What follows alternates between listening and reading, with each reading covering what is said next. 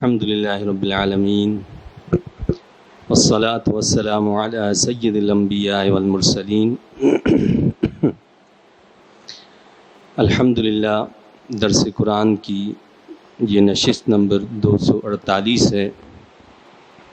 اس سے پہلے سورہ النور کی آیت نمبر 50 تک درس دیا جا چکا ہے۔ آج انشاءاللہ تعالی سورہ النور کی آیت نمبر 51 سے درس کا آغاز ہوگا۔ اس میں اللہ رب العزت کا ارشاد پاک ہے: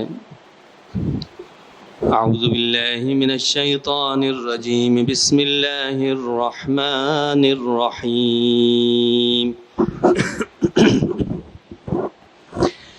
انما كان قول المؤمنين اذا دعوا الى الله ورسوله ليحكم بينهم ان يقولوا سمعنا واطعنا واولئك هم المفلحون۔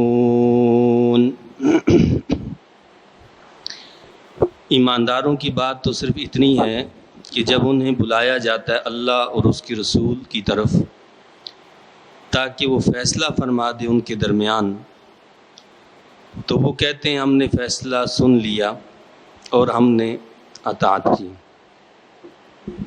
اس سے پہلے اللہ تعالیٰ نے منافقین کا طرز عمل بتایا تھا کہ جب ان کو اللہ اور اس کے رسول صلی اللہ علیہ وسلم کی طرف بلایا جاتا ہے فیصلے کے لیے تو وہ منہ پھیر لیتے ہیں، لیکن جہاں ان کی اپنی کوئی ان کا اپنا مقصد ہوتا ہے اور جب وہ یہ سمجھتے ہیں کہ وہ حق پر ہیں تو اس وقت دوڑے دوڑے چلے آتے ہیں حضور علیہ السلام کی بارگاہ میں۔ اور اللہ تعالیٰ نے یہ بتایا تھا کیا ان لوگوں کے دلوں میں نفاق کی بیماری ہے، یا وہ اسلام کے بارے میں شک میں مبتلا ہیں، یا ان کو اس بات کا اندیشہ ہے کہ ان پر اللہ اور اس کے رسول صلی اللہ علیہ وسلم ظلم کریں گے۔ فرمایا کہ حقیقت یہ ہے کہ یہ خود ظالم ہیں۔ اب یہاں اللہ تعالیٰ نے اہل ایمان کا طرز عمل بتایا کہ جو ایمان والے ہوتے ہیں، جو مومن ہوتے ہیں، ان کا طرز عمل کیا ہوتا ہے جب ان کو اللہ کی طرف اور اس کے حبیب کریم صلی اللہ علیہ وسلم کی طرف بلایا جاتا ہے۔ تو فرمایا کہ ایمانداروں کی بات تو صرف اتنی ہے کہ جب انہیں بلایا جاتا ہے اللہ اور اس کے رسول صلی اللہ علیہ وسلم کی طرف تاکہ وہ فیصلہ فرما دیں ان کے درمیان، تو وہ کہتے ہیں کہ ہم نے فیصلہ سن لیا اور ہم نے اطاعت کی، یعنی وہ فوراً اللہ اور اس کے رسول صلی اللہ علیہ وسلم کے حکم کی طرف آتے ہیں اور کہتے ہیں کہ سمعنا واطعنا۔ یہ اہل ایمان کا شیوہ ہے کہ ہم نے بات کو سنا اور اس کی اطاعت کو قبول کر لیا۔ اللہ فرماتا ہے ایسے لوگوں کے بارے میں وَأُولَئِكَ هُمُ الْمُفْلِحُونَ، اور یہی لوگ دونوں جہانوں میں بامراد ہیں۔ یعنی کامیاب لوگ کون ہیں؟ وہ یہی لوگ ہیں کہ جو اللہ اور اس کے رسول صلی اللہ علیہ وسلم کی بات پر سمعنا وَأَطِعْنَا کہتے ہیں، سمعنا وَأَطَعْنَا کہتے ہیں، یعنی ہم نے بات کو سن لیا اور اللہ اور اس کے رسول صلی اللہ علیہ وسلم کی اطاعت کو، تابعداری کو، فرمانبرداری کو اختیار کر لیا۔ وَمَن يُطِعِ اللَّهَ وَرَسُولَهُ وَيَخْشَ اللَّهَ وَيَتَّقْهِ فَأُولَئِكَ هُمُ الْفَائِزُونَ۔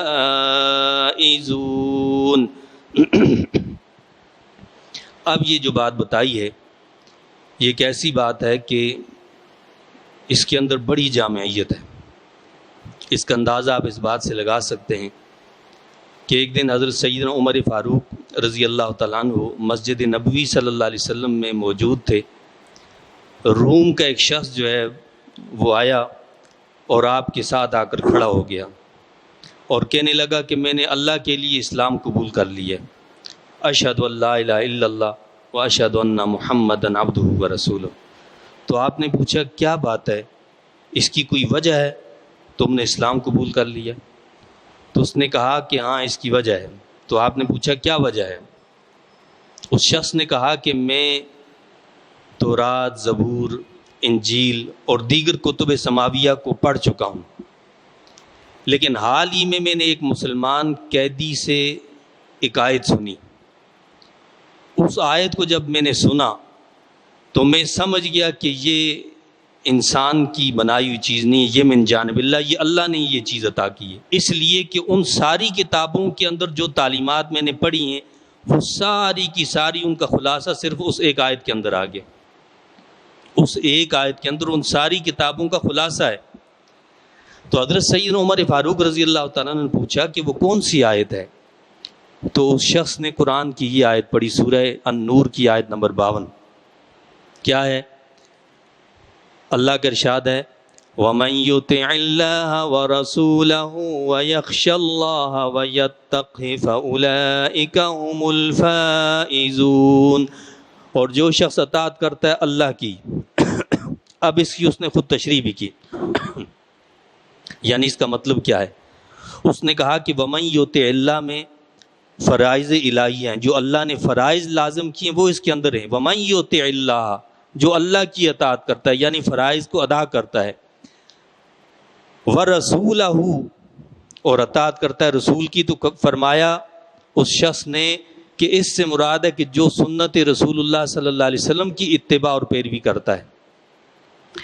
اور وَيَخْشَ اللَّهَ، کہا کہ اس سے مراد یہ ہے کہ جو اپنی گزری ہوئی زندگی کے حوالے سے نادم و شرمندہ ہو کر اللہ سے معافی کا طلبگار ہے، یعنی اس سے زندگی میں جو گناہ ہوئے، جو غلطیاں سرزد ہوئیں، وہ ان پر نادم و شرمندہ ہے اور اللہ سے معافی مانگتا ہے، توبہ کرتا ہے۔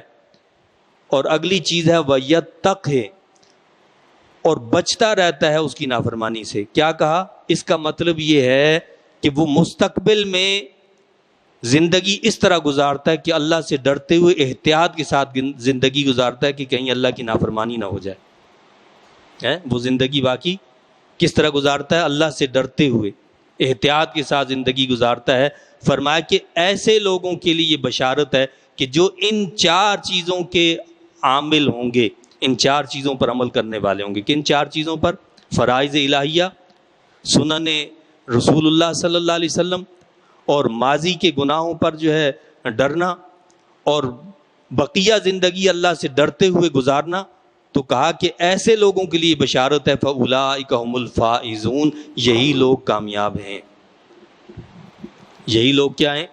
کامیاب ہیں، کہ جن کی زندگی کے اندر یہ باتیں شامل ہو گئیں، کہ جنہوں نے اللہ کی اطاعت کو، اللہ کے رسول صلی اللہ علیہ وسلم کی اطاعت کو اپنے اوپر لازم کر لیا، اور زندگی میں جو گناہ ہوئے ان پر وہ نادم شرمندہ ہو کر انہوں نے توبہ کر لی، اور بقیہ زندگی کو اللہ سے ڈرتے ہوئے گزارتے ہیں، تو یہ کامیاب لوگوں میں شامل ہیں۔ تو اللہ تعالیٰ نے اسی بات کا ہمیں جو ہے یہاں حکم دی ہے، تعلیم دی ہے کہ اللہ اور اس کے رسول صلی اللہ علیہ وسلم کی اطاعت اور فرمانبرداری اختیار کرو۔ اب اہل ایمان کے بعد پھر جو ہے تذکرہ ہے منافقوں کا، ان کا طرز عمل کیا تھا؟ فرمایا وَأَقْسَمُوا بِاللَّهِ جَهْدَ أَيْمَانِهِمْ لَئِنْ أَمَرْتَهُمْ لَيَخْرُجُونَ، اور قسمیں اٹھاتے ہیں اللہ تعالیٰ کی بڑے زور و شور سے کہ اگر آپ انہیں حکم دیں تو وہ گھروں سے بھی نکل جائیں گے۔ یہ منافقوں کا طرز عمل ہے، قسموں پر قسمیں کھاتے جاتے ہیں کہ جی آپ یہ کہہ دیں گے، آپ یہ حکم کر دیں گے تو بس ہم یہ کر دیں گے، ہم وہ کر دیں گے۔ فرمایا یہ قسموں سے بات نہیں چلتی ہے، یہاں تو پریکٹیکل دیکھا جاتا ہے۔ کیا فرمایا؟ فرمایا کہ اور قسمیں اٹھاتے ہیں اللہ تعالیٰ کی بڑے زور و شور سے کہ اگر آپ انہیں حکم دیں تو وہ گھروں سے بھی نکل جائیں گے۔ کہتے تھے آپ اگر ہمیں حکم دیں، منافق حکم دیں ہم جہاد کے لیے بھی نکل جائیں گے، ہم گھروں کو چھوڑ دیں گے، ہم یہ کر دیں گے، ہم کو وہ کر دیں گے۔ اللہ فرماتا ہے کہ اے حبیب آپ فرمائیں قُل لَا تُقْسِمُوا، فرمائیے قسمیں نہ کھاؤ۔ یہاں قسموں کی ضرورت نہیں ہے۔ یہ قسمیں کھانا اور قسمیں کھا کھا کر کسی کو اعتبار دلانا، یہ دراصل منافقوں کا کام ہے۔ کیا ہے؟ قسمیں کھا کھا کر اپنا اعتبار دلانا، یہ منافقت کی علامت اور منافقوں کا کام ہے۔ جو مخلص ہوگا اسے قسم کھانے کی ضرورت نہیں ہوتی ہے، وہ اپنے عمل اور کردار سے ہر چیز کو واضح کر دیتا ہے۔ اللہ نے فرمایا کہ ابھی آپ فرمائیں ان سے کہ قسمیں نہ کھاؤ، طاعۃ معروفہ، تمہاری فرما برداری خوب معلوم ہے، ہمیں پتہ ہے تم کتنی فرما برداری کرتے ہو، یعنی جب تمہیں حکم دیا جاتا ہے اس وقت تو بھاگ جاتے ہو، اس وقت تو تمہارے عذر بہانے آنے لگ جاتے ہیں کہ جی مجھے یہ مسئلہ ہو گیا، وہ مسئلہ ہو گیا، فلاں یہ ہو گیا، فلاں وہ گھر میں کوئی نہیں ہے، فلاں جگہ یہ نہیں، ہزار بہانے۔ جب جنگ کی بات آتی ہے، جب غزوے پر نکلنے کی بات آتی ہے، جب ہجرت کی بات آتی ہے، جب گھروں کو چھوڑنے کی بات آتی ہے تو ہزار بہانے کرتے ہو۔ ان اللہ خبیر بما تعملون، یقیناً اللہ تعالیٰ خوب واقف ہے جو کچھ تم کرتے رہتے ہو۔ کیا فرما؟ اللہ خوب واقف ہے۔ تو اگر تم واقعتاً اپنی بات میں سچے ہو تو قسموں کے بجائے عمل کر کے دکھا دو، پریکٹیکلی دکھا دو۔ یہ ہے دراصل اسلام۔ یعنی اسلام کیا چاہتا ہے؟ پریکٹیکل چاہتا ہے۔ صرف زبانی کلامی دعوے مسلمانی کے یہ کافی نہیں ہے۔ جیسے ہمارا حال آج کہ ہم بڑی بڑی قسمیں اٹھا لیں گے کہ جی ہم اللہ کی اطاعت کرنے والے، اللہ کے نبی صلی اللہ علیہ وسلم کی عاشق ہیں، وقت پڑتا ہے تو غائب، پتہ ہی نہیں ہے، وقت پڑتا ہے تو کسی اور کے ہوتے ہیں۔ قائد ملت اسلامیہ علامہ شاہ احمد نورانی صدیقی رحمہ اللہ فرمایا کرتے تھے کہ بھائی جب باری آتی ہاتھ چومنے کی تو آ کر یہ لوگ ہمارے ہاتھ چومتے ہیں، ہاتھ چومنے کے لیے ہمارے پاس آتے ہیں، ہمارے ہاتھ چومتے ہیں، اور ووٹ کی باری آتی ہے تو یہ جا کے اغیار کو دیتے ہیں، ووٹ ہمیں نہیں دیتے ہیں۔ یعنی ووٹ دین کو نہیں دیں گے، ووٹ تو کفر کے جو ترازو میں ڈالا جاتا ہے، ووٹ وہاں ڈالا جاتا ہے جہاں نافرمانی ہے، ووٹ وہاں ڈالا جاتا ہے کہ جہاں اللہ اور اس کے رسول صلی اللہ علیہ وسلم کی نافرمانی کرنی ہے، اور ہاتھ چومنے کے لیے کہتے ہیں ہمارے پاس آ جاتے ہیں۔ تو یہ ہمارا دوغلا پن ہے، یہ ہماری ایسی مسلمانی ہے کہ جس کو منافقت کہا جائے تو یہ اسی کی ایک علامت ہے کہ ظاہر اس کا کچھ ہوتا ہے، باطن اس کا کچھ اور ہوا کرتا ہے۔ تو بہرحال اللہ نے پھر فرمایا، اے حبیب آپ فرمائیں، قل اطیعوا اللہ واطیعوا الرسول، آپ فرمائیے اطاعت کرو اللہ تعالیٰ کی اور اطاعت کرو رسول مکرم صلی اللہ علیہ وسلم کی۔ فَإِن تَوَلَّوْا فَإِنَّمَا عَلَيْهِ مَا حُمِّلَ وَعَلَيْكُمْ مَا حُمِّلْتُمْ، پھر اگر تم نے روگردانی کی تو جان لو رسول کی ذمہ اتنا ہے جو ان پر لازم کیا گیا، اور تمہاری ذمہ ہے جو تم پر لازم کیا گیا۔ اللہ نے کیا کیا؟ بار بار یہی حکم دیا، اطیعوا اللہ واطیعوا الرسول، اطاعت کرو اللہ کی، اطاعت کرو رسول کی، اللہ کی اطاعت کرو، رسول کی اطاعت کرو۔ پھر واضح طور پر دو ٹوک الفاظ میں اعلان کر دیا، اگر تم نے روگردانی کی، میرے رسول کی بات کو نہ مانا، تو میرے رسول پر ایک ذمہ داری ہم نے ڈالی ہے، ان سے اسی کے بارے میں پوچھا جائے گا، ما حملا، جو ان پر لازم کیا گیا ہے ان سے اسی کے بارے میں پوچھا جائے گا۔ اور وہ کیا ہے کہ ہمارے پیغام کو لوگوں تک پہنچا دینا، یہ ہمارے رسول کی ذمہ داری ہے۔ ہدایت دے دینا ان کی ذمہ داری نہیں ہے، ان کا کام ہے پیغام کو پہنچا دینا، اور وہ پہنچا دیا۔ اور پھر تمہاری ذمہ داری ہے، اور تمہاری ذمہ جو تم پر لازم کیا گیا، اور وہ کیا لازم کیا گیا ہے کہ اللہ اور اس کے رسول کی فرمانبرداری کرو، جو پیغام پہنچایا اس کو مان لو، قبول کر لو، یہ تمہاری ذمہ داری۔ اگر اس کو قبول نہیں کرو گے تو پھر تم سے باز پرس ہوگی، تم سے پوچھا جائے گا کہ تم نے میرے حبیب علیہ السلام کے پیغام کو قبول کیوں نہیں کیا۔ یہ اب ذمہ داری تمہاری ہے۔ وَإِن تُطِيعُوهُ تَهْتَدُوا، اور اگر تم اطاعت کرو گے اس کی تو ہدایت پا جاؤ گے۔ اب اللہ نے یہ بھی واضح کیا کہ میں نے حکم یہ کیوں دیا ہے کہ میرے حبیب کی اطاعت اور فرمانبرداری کرو۔ فرمایا کہ جو میرے حبیب علیہ السلام کی فرمانبرداری کرے گا، جو ان کی اطاعت کرے گا، تہتدوا، تو وہ ہدایت پا جائے گا۔ ہدایت کب ملے گی؟ جب رسول اللہ صلی اللہ علیہ وسلم کی فرمانبرداری ہوگی۔ اس سے ان لوگوں کو سبق حاصل کرنا چاہیے جو کہتے ہیں جی ہمارے لیے تو صرف قرآن کافی ہے، سنت کی تو ضرورت ہی نہیں ہے۔ سنت کیا چیز ہے؟ نعوذ باللہ۔ اللہ تو فرما رہا ہے کہ ان تطیعوہ تہتدوا، میرے حبیب کی فرمانبرداری کرو گے تو ہدایت پاؤ گے۔ ہدایت اگر چاہتے ہو تو میرے حبیب کی فرمانبرداری کرو۔ یعنی اس کا مطلب یہ ہے کہ میرے حبیب کی فرمانبرداری نہیں کرو گے تو محروم ہدایت ہو جاؤ گے، ہدایت نہیں پا سکتے۔ جیسے پہلے میں نے آپ کو بتایا کہ اس شخص نے وہ جو روم سے آیا تھا اور حضرت سیدنا عمر فاروق رضی اللہ عنہ کے سامنے اس نے جو تشریح کی تھی کس بات کی کہ یطیع اللہ و رسولہ، یعنی اطاعت کرو اللہ کی اور اطاعت کرو رسول کی، تو اس میں کیا کہا تھا کہ اللہ کی اطاعت کا مطلب ہے فرائض کی پابندی، اور رسول کی اطاعت کا مطلب ہے رسول اللہ صلی اللہ علیہ وسلم کے طریقوں کی پابندی، اللہ کے رسول صلی اللہ علیہ وسلم کی سنتوں کی پابندی۔ تو جو سنت کو مانتا ہی نہیں ہے، جو حدیث کو تسلیم ہی نہیں کرتا ہے، تو وہ اپنا ٹھکانہ دیکھ لے کہ اس کا ٹھکانہ کہاں ہوگا، اس لیے کہ بغیر سنت کے قرآن کو سمجھا ہی نہیں جا سکتا۔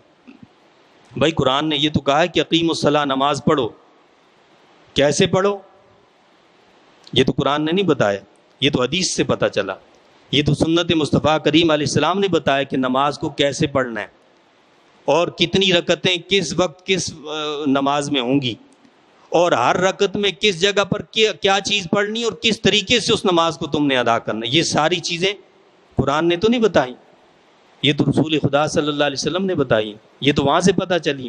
تو لہٰذا قرآن اور حدیث، قرآن اور سنت جو ہے یہ لازم و ملزوم ہے۔ کوئی اگر قرآن کو ماننے کا تو دعویٰ کرے اور سنت کو چھوڑ دے، وہ گمراہ ہے۔ تو اللہ فرماتا ہے کہ اگر میرے حبیب کی اطاعت کرو گے تو ہدایت پا جاؤ گے۔ وَمَا عَلَى الرَّسُولِ إِلَّا الْبَلَاغُ الْمُبِينُ، اور نہیں ہے ہمارے رسول کی ذمہ بجز اس کے کہ وہ صاف صاف پیغام پہنچا دے۔ ہمارے نبی کی ڈیوٹی، ہمارے رسول کی ذمہ داری کیا ہے؟ اللہ کے پیغام کو صاف صاف لوگوں تک پہنچا دینا۔ وعد اللہ الذین آمنوا منکم وعملوا الصالحات ليستخلفنهم في الارض كما استخلف الذین من قبلهم۔ وعدہ فرمایا اللہ تعالیٰ نے ان لوگوں سے جو ایمان لائے تم میں سے اور نیک عمل کیے کہ وہ ضرور خلیفہ بنائے گا انہیں زمین میں۔ کچھ صحابہ کرام ایک دن اللہ کے حبیب علیہ السلام کی بارگاہ میں حاضر ہوئے، عرض کرنے لگے کہ یا رسول اللہ صلی اللہ علیہ وسلم، یہ خوف و ہراس والی زندگی کب تک ہم گزاریں گے؟ ہر وقت ہتھیار ہمارے جسم پر لگے ہوئے ہیں، عبادت بھی کرتے ہیں تو ہتھیار لگے ہوئے ہیں، دشمن کا خطرہ ہے، ادھر سے حملہ ہو رہا ہے، ادھر سے ہو رہا ہے، یہ ہو رہا ہے، وہ ہو رہا ہے، یہ خوف و ہراس والی زندگی کب تک گزرے گی؟ کیا ہم اسی طرح زندگی گزاریں گے؟ کبھی امن نہیں ملے گا۔ اللہ نے یہ نازل کی آیت، کیا فرمایا؟ وعدہ فرمایا اللہ تعالیٰ نے ان لوگوں سے جو ایمان لائے تم میں سے اور نیک عمل کیے۔ غور سے سننے کی باتیں یہ اللہ نے وعدہ کس سے کیا ہے؟ سچے ایمان والوں سے، ہمارے جیسے ایمان والے نہیں، سچے ایمان والے، ان سے اللہ نے کیا وعدہ کیا؟ وعدہ فرمایا اللہ تعالیٰ نے ان لوگوں سے جو ایمان لائے تم میں سے اور نیک عمل کیے۔ ایمان اور نیک عمل یہ لازم ملزوم ہے۔ ایمان لے آئے بندہ اور کہے جی مجھے تو عمل کی ضرورت ہی نہیں، بس میرے لیے تو کافی ہے، تو ایسے نہیں ہے۔ ایمان اور عمل صالح، کیا فرمایا کہ ایمان لائے اور نیک عمل کیے۔ اللہ نے ان سے کیا وعدہ کیا؟ لَيَسْتَخْلِفَنَّهُمْ فِي الْأَرْضِ، کہ وہ ضرور خلیفہ بنائے گا انہیں زمین میں، حکومت ان کو اللہ عطا فرمائے گا۔ حکومت کس کو عطا فرمائے گا اللہ؟ جو ایمان والے اور عمل صالح والے ہوں گے ان کو اللہ حکومت دے گا، ان کو اللہ خلافت سے نوازے گا۔ كَمَا اسْتَخْلَفَ الَّذِينَ مِن قَبْلِهِمْ، کس طرح خلافت دے گا؟ جس طرح اس نے خلیفہ بنایا ان کو جو ان سے پہلے تھے۔ حضرت سلیمان علیہ السلام گزرے، حضرت داؤد علیہ السلام گزرے، بنی اسرائیل گزرے، طالوت علیہ السلام گزرے، ان کو اللہ نے حکمرانی دی، بادشاہت دی، پوری دنیا پر حکمرانی کی۔ جس طرح پہلے لوگوں کو ہم نے حکومت دی اس طرح ہم ان کو بھی دیں گے جو ایمان لائیں اور عمل صالح کریں۔ وَلَيُمَكِّنَنَّ لَهُمْ دِينَهُمُ الَّذِي ارْتَضَىٰ لَهُمْ، اور مستحکم کر دے گا ان کے لیے ان کے دین کو جسے اس نے پسند فرمایا ہے ان کے لیے۔ وَلَيُمَكِّنَنَّ لَهُمْ دِينَهُمُ الَّذِي ارْتَضَىٰ لَهُمْ وَلَيُبَدِّلَنَّهُمْ مِن بَعْدِ خَوْفِهِمْ أَمْنًا، اور وہ ضرور بدل دے گا انہیں ان کی حالت خوف کو امن سے۔ کیا فرمایا اللہ تعالیٰ نے؟ پہلی چیز تو یہ فرمائی کہ اللہ تعالیٰ ان کو حکومت عطا فرمائے گا۔ دوسری چیز یہ فرمائی کہ اللہ تعالیٰ ان کو مستحکم کر دے گا ان کے لیے ان کے دین کو جسے اس نے پسند فرمائے. اللہ دین کو غلبہ عطا فرمائے گا. اللہ کیا کرے گا؟ جس دین پر وہ قائم ہے اللہ اس دین کو غالب فرما دے گا. اور کیا ہوگا؟ اور وہ ضرور بدل دے گا انہیں ان کی حالت خوف کو امن سے. اور آج جس حالت خوف کے اندر وہ زندگی گزار رہے ہیں اس خوف کو اللہ امن سے تبدیل کر دے گا. رب کائنات نے جیسا فرمایا اس وعدے کو بالکل ہر بار پورا فرمایا. اگلی بات بھی اللہ نے فرمائی. کیا فرمائی؟ یعبدوننی لا یشرکون بی شیئا. شرط یہ ہے وہ میری عبادت کرتے ہیں کسی کو میرا شریک نہیں بناتے. میری عبادت کرو گے میرے ساتھ کسی کو شریک نہیں بناؤ گے. میں تمہیں حکومت دوں گا تمہارے دین کو غلبہ عطا فرماؤں گا اور تمہارے خوف کو امن میں تبدیل کر دوں گا. یہ آیت مقدسہ دلیل ہے خلفائے راشدین کی خلافت پر کہ اللہ نے جو فرمایا وہ بعین ہی اسی طرح پورا ہو کر رہا. حضرت سیدنا صدیق اکبر رضی اللہ تعالیٰ عنہ، حضرت سیدنا عمر فاروق رضی اللہ تعالیٰ عنہ، حضرت سیدنا عثمان غنی رضی اللہ تعالیٰ عنہ، حضرت سیدنا علی مرتضیٰ رضی اللہ تعالیٰ عنہ، اور پھر تقریباً 6 مہینے حضرت امام حسن رضی اللہ تعالیٰ عنہ. ان کا زمانہ وہ زمانہ ہے جس پر یہ ساری چیزیں پوری اتر دی. کیا فرمایا اللہ نے؟ کہ مسلمانوں کو کسی چیز کا خوف نہیں تھا. اللہ نے دین کو غلبہ عطا فرما رکھا تھا اور حکومت اہل ایمان کے پاس تھی. حکومت اہل ایمان کے پاس تھی کیونکہ وہ سچے اور پکے مومن تھے. لہٰذا اللہ نے ان کو حکومت بھی دی، اللہ نے ان کو جو ہے غلبہ بھی عطا فرمایا اور رب کائنات نے ان کے خوف کو امن میں بھی تبدیل کر دیا. بلکہ دنیا ان سے کانپتی تھی. اس وقت کی سپر پاور روم جو ہے وہ کانپتے تھے کس سے؟ سیدنا عمر فاروق رضی اللہ تعالیٰ عنہ کا نام سن کر وہ کانپنے لگتے تھے کہ عمر کا نام سن کر وہ کانپتے تھے. یہ غلبہ، یہ دبدبہ، یہ روب، یہ ہیبت اللہ تعالیٰ نے عطا فرمائی تھی. لیکن اللہ نے کیا فرمایا؟ وَمَنْ كَفَرَ بَعْدَ ذَلِكَ فَأُولَئِكَ هُمُ الْفَاسِقُونَ. اور جس نے ناشکری کی اس کے بعد تو وہی لوگ نافرمان ہیں. لیکن جن لوگوں نے ناشکری کی، وَمَنْ كَفَرَ بَعْدَ ذَلِكَ، یہاں کفرہ کا مطلب ہے ناشکری کرنا. اب یہ ناشکری کس نے کی؟ مفسرین کرام فرماتے ہیں سب سے پہلے ناشکرے لوگ وہ ہیں جنہوں نے حضرت سیدنا عثمان غنی رضی اللہ تعالیٰ عنہ کو شہید کیا. تو کیا فرمایا؟ جس نے ناشکری کی اس کے بعد تو وہی لوگ نافرمان ہیں. تو سب سے پہلے نافرمان وہ ہوئے جنہوں نے سیدنا عثمان غنی رضی اللہ عنہ کو شہید کیا اور ان کے خلاف سازشیں کرنے لگے اور ان پر حملہ کیا. حضرت عبداللہ ابن السلام رضی اللہ تعالیٰ عنہ کہتے رہے، پکارتے رہے، کہنے لگے کہ جب سے رسول اللہ صلی اللہ علیہ وسلم مدینہ طیبہ میں تشریف لائے ہیں اس مدینہ طیبہ کو فرشتوں نے گھیر رکھا ہے. جب سے حضور علیہ الصلوۃ والسلام مدینہ طیبہ میں تشریف لائے اس مدینہ طیبہ کو فرشتوں نے گھیر رکھا ہے. اور خدا کی قسم اٹھا کر کہتا ہوں، حضرت سیدنا عبداللہ ابن السلام کیا کہتے تھے؟ خدا کی قسم اٹھا کر کہتا ہوں کہ اگر تم نے حضرت عثمان غنی رضی اللہ عنہ کو شہید کر دیا تو پھر کیا ہوگا؟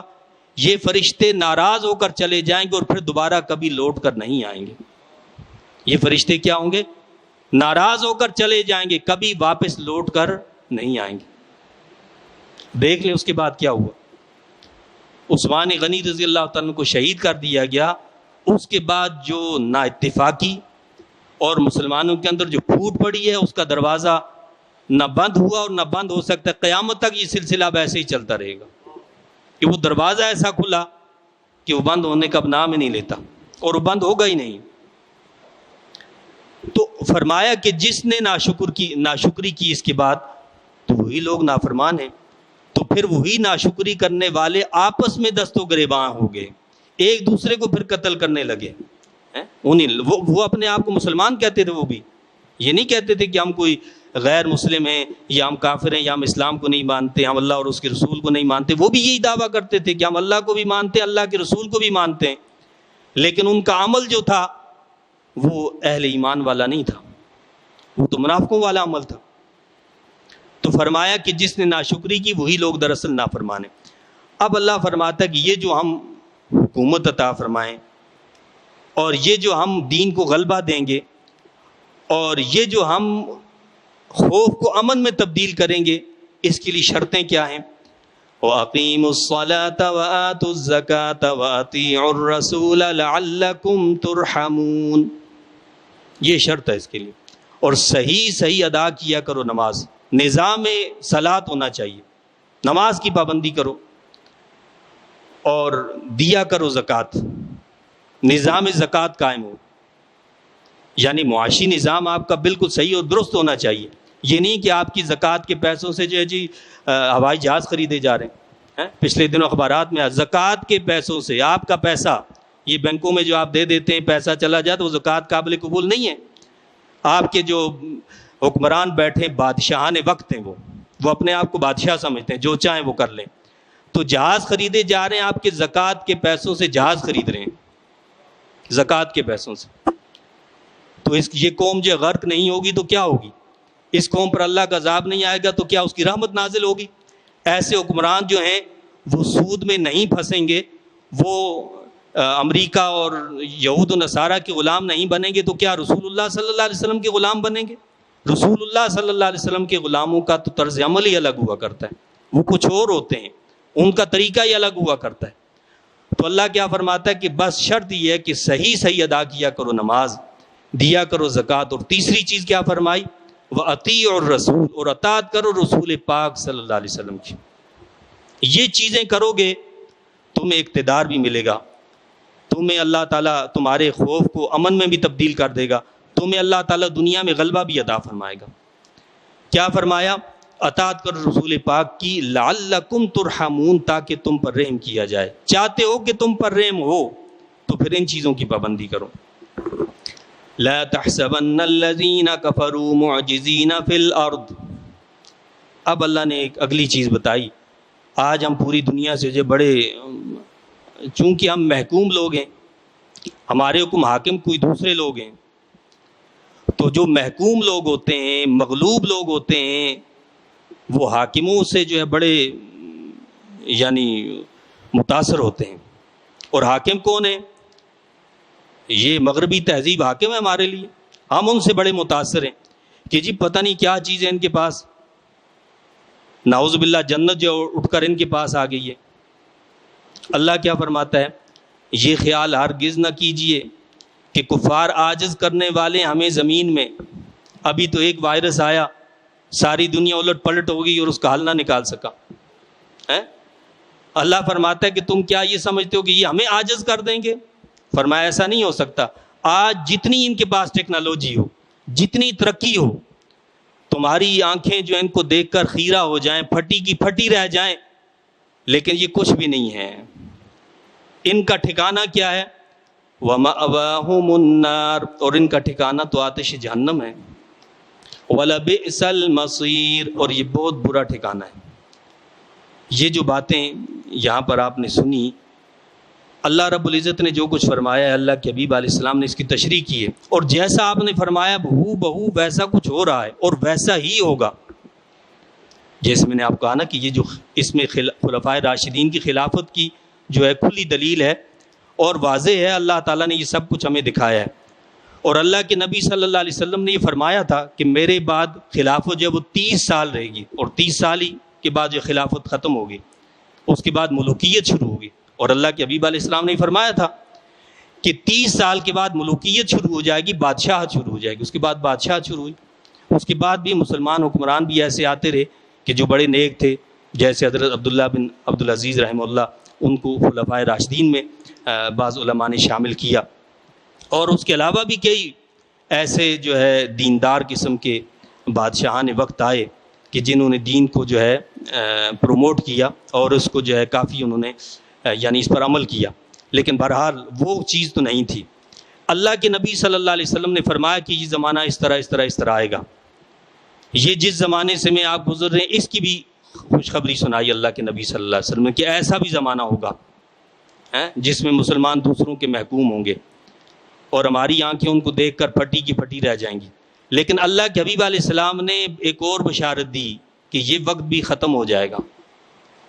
آج ہم جن لوگوں سے متاثر ہوں، جن کے پیچھے دوڑے جا رہے ہیں، اور ہم سمجھ رہے ہیں کہ سب کچھ یہی ہے، بس جی پیسہ یہاں، دولت یہاں، عزت یہاں، سب ہم یہ سمجھ رہے سب یہاں ہیں. آقا علیہ الصلوۃ والسلام نے فرمایا کہ یہ بھی ختم ہو جائے گا، اور پھر وہ مرحلہ آئے گا جو خلفائے راشدین والا تھا. اور اس کی خبر کیا دی ہے کہ آخری خلیفہ جو ہوں گے وہ حضرت امام مہدی علیہ الصلوۃ والسلام ہوں گے. آخری جو خلیفہ ہیں وہ کون ہیں؟ حضرت امام مہدی علیہ الصلوۃ والسلام. وہ آخری خلیفہ ہیں، وہ تشریف لائیں گے، ساری دنیا پر ان کی حکمرانی ہوگی. دنیا گلوبل ہے نا آج. یہ نہیں ہوگا کہ جی یہاں جو امریکہ بیٹھا ہے اور وہاں دوسرا کوئی بیٹھا ہے، ایسا نہیں ہوگا. سب پر حکمرانی ہوگی حضرت امام مہدی علیہ الصلوۃ والسلام کی، اور ہر طرف امن ہوگا، ہر طرف دین کا غلبہ ہوگا. جو حکم وہ فرمائیں گے اسی کی تابعداری اور فرمانبرداری کی جائے گی. تو کیا فرمایا کہ یہ جو لوگ ہیں ان کا ٹھکانہ تو بہت برا ہے. اب اس کے بعد اللہ تعالیٰ نے جو ہے ایک اور اصول بتایا ہے. چونکہ اس صورت میں ہم پہلے بھی پڑھتے رہے کہ جب تم کسی کے گھر جاؤ اجازت مانگو، سلام کرو، پھر داخل ہو. اب ایک اور اصول یہاں پر بتایا، یا ایھا الذین آمنوا لیستأذنکم الذین ملکت ایمانکم والذین لم یبلغوا الحلم منکم ثلاث مرات. اے ایمان والو، اذن طلب کیا کریں تم سے گھروں میں داخل ہوتے وقت تمہارے غلام اور وہ لڑکے جو ابھی جوانی کو نہیں پہنچے تم میں سے 3 مرتبہ. من قبل صلاة الفجر وحین تضعون ثيابکم من الظہیرۃ ومن بعد صلاة العشاء 3 عورات لکم. اب وہ 3 مرتبہ 3 اوقات کون سے ہیں؟ نماز فجر سے پہلے، اور جب تم اپنے کپڑے اتارتے ہو دوپہر کو، اور نماز عشاء کے بعد. یہ 3 پردے کے وقت ہیں تمہارے لیے. تو اللہ نے پہلے ایک عام حکم دیا تھا، سب کے لیے حکم تھا کہ جو بھی تمہارے گھر آئے وہ تم سے اجازت لے. تم کسی کے گھر جاؤ تو تم اس سے اجازت لو اور سلام کرو، پھر اندر داخل ہو. اب یہاں ایک اور چیز جو بتائی گی وہ کیا ہے؟ یہاں ان لوگوں کے بارے میں بتایا جو گھر میں رہنے والے ہیں. اور گھر میں رہنے والے بھی کون؟ جو نابالغ ہیں. یہ توجہ سے سننے کی بات ہے، اور جس پہ ہمارا معاشرہ آج عمل نہیں کرتا ہے. ہمارے بڑوں کو، ہمارے بزرگوں کو، ہماری خواتین کو یہ چیزیں ذہن نشین رکھنی چاہیے اور اپنے بچوں کو سکھانی چاہیے. کیا فرمایا کہ جو نابالغ بچے ہیں، اب نابالغ بچے اپنے ہوں یا وہ خدام ہوں، یعنی خادم بھی ہوتے ہیں نابالغ بچے. اب اگر اللہ تعالیٰ یہ حکم دیتا کہ ہر وقت جب بھی یہ تمہارے پاس آئیں کمرے میں، گھر میں، تو اجازت لے کر آئیں، تو یہ بڑا مشکل کام ہوتا. لہٰذا چونکہ دین اسلام دین فطرت ہے، اس لیے یہ نہیں کہا کہ جب بھی ہر وقت وہ جو اجازت طلب کرے، وہ نابالغ بچے بھی. لیکن ان کے لیے بھی فرمایا کہ 3 اوقات ایسے ہیں کہ جن میں یہ نابالغ بچے بھی اجازت لے کر آئیں تمہارے پاس، چاہے وہ ہمارے اپنے بچے ہیں یا وہ ہماری خدمت کرنے والے بچے ہیں. ان کے لیے بھی 3 اوقات میں پابندی کیا لگائی ہے کہ 3 اوقات میں ہماری ذمہ داری کہ ہم ان کو سکھائیں، سمجھائیں کہ ان 3 اوقات میں بغیر اجازت لیے کمرے میں داخل نہ ہوا کرو. کیوں؟ یہ 3 اوقات وہ ہیں کہ جن میں عموماً انسان اپنے سطر میں، پردے میں سستی کرتا ہے، آرام کر رہا ہوتا ہے. وہ کس حالت میں سویا ہوا ہے؟ میاں بیوی سوئے ہوئے ہیں، بے تکلف سوئے ہوئے ہیں، تو کیسی حالت ہے؟ وہ پسند نہیں کرتے کہ اس وقت کوئی داخل ہو. اللہ تعالیٰ نے فرمایا کہ وہ 3 اوقات کیا ہیں؟ ایک تو نماز فجر سے پہلے کا وقت ہے کہ اگر کوئی اس وقت آنا چاہتا ہے آپ کے پاس کمرے میں، وہ پہلے نوک کرے، اجازت مانگے، پھر وہ گھر میں داخل ہو، کمرے میں داخل ہو. اور جب تم اپنے کپڑے اتارتے ہو دوپہر کو، یعنی دوپہر کے وقت عموماً آدمی جب آرام کرتا ہے تو وہ ہلکا پھلکا لباس پہن لیتا ہے، تو اس وقت بھی کہا کہ کوئی بھی آپ کے کمرے میں بلا اجازت داخل نہ ہو. بچہ بھی بلا اجازت داخل نہ ہو. نابالغ بچہ، نابالغ کی بات ہو رہی کہ وہ بھی بغیر اجازت کے آپ کے پاس داخل نہیں ہونا چاہیے. اور تیسرا وقت جو ہے ومن بعد صلاۃ العشاء، نماز عشاء کے بعد. یہ وقت بھی وہ ہوتا ہے کہ انسان آرام کرنا چاہتا ہے، وہ سونا چاہتا ہے، اور اس وقت بھی وہ بے تکلف جو ہے وہ لیٹتا ہے اور وہ اپنے سطر کا زیادہ خیال نہیں رکھتا۔ تو ان 3 اوقات کے اندر کیا فرمایا، نابالغ بچوں کو بھی سمجھایا جائے، ان کو بتایا جائے کہ جب وہ کمرے میں داخل ہوں تو وہ اجازت لے کر داخل ہوں۔ ہاں اس کے علاوہ وہ جو نابالغ بچے ہیں، چاہے وہ خدام ہیں یا اپنے بچے ہیں، وہ کسی وقت بھی آ سکتے ہیں، ان کے لیے کوئی روک ٹوک نہیں ہے۔ اس سے یہ بھی ظاہر ہوتا ہے کہ چاہے باپ ہو یا بھائی ہو، جب باپ اپنی بیٹی کے پاس یعنی جس گھر میں جاتا ہے وہاں جوان بیٹی بھی موجود ہے، یا بھائی جہاں جاتا ہے وہاں جوان بہن بھی موجود ہے، تو وہ بغیر کھٹکھٹائے بغیر اجازت نہ جائے، اس لیے کہ بہن بیٹی کا حیا اور پردہ اپنی جگہ موجود ہے، کہ باپ اور بیٹی کا پردہ ایک پردہ ہے، بھائی اور بہن اس کا ایک پردہ ہے، اس کا خیال رکھنا ضروری ہے، نہ جانے وہ کس حالت میں بیٹھی۔ ایک صحابی تھے، انہوں نے پوچھا یا رسول اللہ صلی اللہ علیہ وسلم میں اپنی والدہ کے پاس چلا جاؤں بغیر اجازت کے؟ تو فرمایا کہ نہیں، اجازت لے کر جاؤ۔ پھر پوچھا اللہ کے حبیب علیہ السلام نے فرمایا کیا تم یہ پسند کرتے ہو کہ تم اپنی ماں کو برہنہ دیکھو؟ کہا کہ نہیں۔ تو فرمایا کہ جب ایسی بات ہے تو پھر جب جاؤ تو پہلے اجازت لو، تمہیں نہیں معلوم وہ کس حالت میں ہو۔ یعنی آدمی جب تنہائی میں اکیلے بیٹھا ہے، اس نے اپنے کپڑے کا درستگی کا خیال نہیں رکھا، کس حالت میں بیٹھا، تو لہٰذا پہلے نوک کرو، پہلے اجازت طلب کرو، پھر داخل ہو۔ تو فرمایا کہ ان 3 اوقات کے اندر نابالغ لوگ جو ہیں وہ بھی اجازت طلب کریں۔ لیس علیکم ولا علیہم جناح بعدہن، نہ تم پر اور نہ ان پر کوئی حرج ہے ان اوقات کے علاوہ، ان اوقات کے علاوہ آ جا سکتے ہیں۔ طوافون علیکم بعضکم علی بعض، کثرت سے آنا جانا رہتا ہے تمہارا ایک دوسرے کے پاس، یعنی اگر تمہیں ایسا حکم دے دیا جائے ہر وقت اجازت کی تو یہ تو مشکل ہو جائے، تو تمہارا کثرت سے چونکہ آنا جانا ہے لہٰذا باقی اوقات میں وہ آ جا سکتے ہیں بلا اجازت۔ کذالک یبین اللہ لکم الآیات واللہ علیم حکیم، یوں صاف صاف بیان فرماتا ہے اللہ تعالیٰ تمہارے لیے اپنے احکام، اور اللہ تعالیٰ علیم حکیم ہے۔ وَإِذَا بَلَغَ الْأَطْفَالُ مِنْكُمُ الْحُلُمَ فَلْيَسْتَأْذِنُوا كَمَا اسْتَأْذَنَ الَّذِينَ مِنْ قَبْلِهِمْ، اور جب پہنچ جائیں تمہارے بچے حد بلوغ کو تو وہ بھی اذن طلب کیا کریں جس طرح اذن طلب کیا کرتے ہیں وہ لوگ جن کا ذکر پہلے ہوا۔ جب بچہ بالغ ہو جائے تو فرمایا کہ وہ پھر اجازت لے کر آئے، اس کے لیے تو ہر وقت پھر اجازت لینی ہے۔ جب بالغ ہو جائے اس کو اجازت لے کر گھر میں آنا ہے، اس کو اجازت لے کر کمرے میں داخل ہونا ہے، جس وقت بھی داخل ہو، یہ نہیں کہ بلا اجازت جو ہے وہ کسی بھی وقت داخل ہو جائے۔ یہ تو نابالغوں کا حکم تھا نا کہ وہ 3 اوقات میں اجازت طلب کریں، لیکن بالغ کے لیے کیا فرمایا کہ جب وہ بالغ ہو جائیں تو پھر جب بھی وہ تمہارے پاس آئیں تو وہ اجازت لے کر آئیں۔ اب یہ ان بچوں کو کون سکھائے؟ کوئی باہر جائے گا تو وہاں بازار میں کوئی سکھائے گا؟ یہ ماں باپ کا کام ہے، یہ ماں کا کام ہے، یہ باپ کا کام ہے کہ ان کو سمجھائیں بتائیں کہ بیٹا جب آپ بالغ ہو تو ہر وقت جب بھی کمرے میں داخل ہو تو اجازت لے کر داخل ہو، اور چھوٹے بچے کو سکھائیں کہ ان 3 اوقات کے اندر جب ہمارے پاس آؤ تو اجازت لے کر آؤ، بغیر اجازت کی نہیں آؤ، اس لیے کہ اللہ رب العزت کا حکم ہے، اللہ کے نبی کا حکم ہے، اس میں ہمیں کوئی بات سمجھ میں آئے نہ آئے اس کا فائدہ ضرور ہے۔ جب ہم کسی کا حکیم کا نسخہ استعمال کرتے ہیں تو ہم یہ نہیں پوچھتے کہ اس کے اندر اجزاء کیا کیا ہیں، اور بغیر پوچھے ہم استعمال کر لیتے ہیں، اس کا فائدہ ہوتا ہے، ہمیں پتہ نہیں ہوتا۔ لیکن جب اللہ اور اس کے نبی کی بات آتی ہے تو ہم سوچ میں پڑ جاتے ہیں یار کیا کریں کیا نہ کریں۔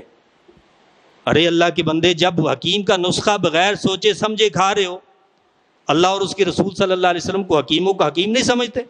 سب کو حکمت دینے والے وہ ہیں، سب کچھ عقل عطا کرنے والا خود رب کائنات ہے، تو ان کا جو حکم ہے تو وہ سر آنکھوں پر ہے، اس میں ہمارے لیے فائدے ہی فائدے، نہ صرف دنیا کی آخرت کے بھی فائدے، تو لہٰذا ان پر عمل کرنے میں ہمارے لیے بھلائی ہے۔